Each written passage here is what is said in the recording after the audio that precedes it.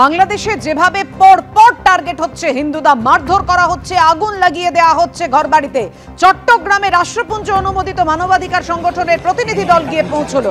আক্রান্তদের সঙ্গে তারা কথাও বলেন। বাংলাদেশে বেছে বেছে হিন্দুদের উপর অত্যাচার চালানো হচ্ছে, পুলিশ মিথ্যে মামলায় ফাঁসাচ্ছে সরব ওপার বাংলার হিন্দুরা। কথা বলবো, আমাদের সঙ্গে রয়েছেন আমাদের প্রতিনিধি অর্ণব মুখোপাধ্যায়। অর্ণব, হিন্দুদের এই কথা শুনে মানবাধিকার সংগঠনের প্রতিনিধি দল তারা কি বললেন? দেখো, আজকে এই চট্টগ্রামে গিয়েছিলেন হুমা খান, যিনি হচ্ছেন senior human rights adviser United Nations Bangladesh, এবং তিনি গিয়েছিলেন।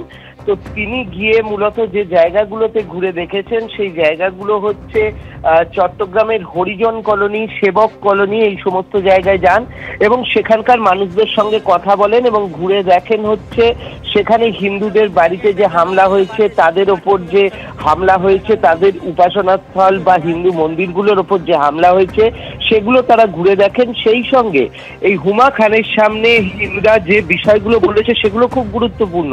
যে পুলিশ, একটা তো হামলা হয়েছে, তারপরে পুলিশ প্রশাসনের ভূমিকা নিয়ে কিন্তু তারা প্রশ্ন তুলেছেন যে কেউ সেই সময় স্কুলে গিয়েছিলেন কাজেতে, তাকেও গ্রেফতার করা হয়েছে। কেউ মন্দিরে হামলা আটকানোর জন্য বেরিয়েছিলেন, তাকেও কিন্তু পুলিশ আটক করেছে।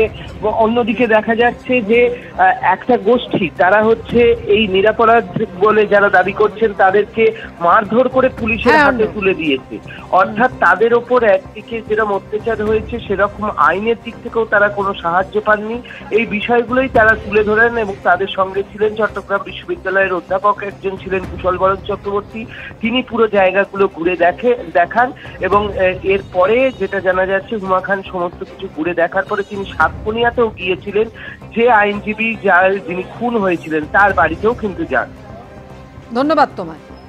কি অভিযোগ করেছেন ওপার বাংলার হিন্দুরা, দেখুন। আমি আমার এই পরিবারগুলো যারা দাঁড়ায় আছে তারাই বলবে তাদের সন্তানদেরকে কিভাবে এখান থেকে নিয়ে যাওয়া হয়েছে। ইউনিভার্সিটিতে চাকরি করে আমার ছেলে, ওইখান থেকে আসতে সন্ধ্যায় 7টা বাজছে।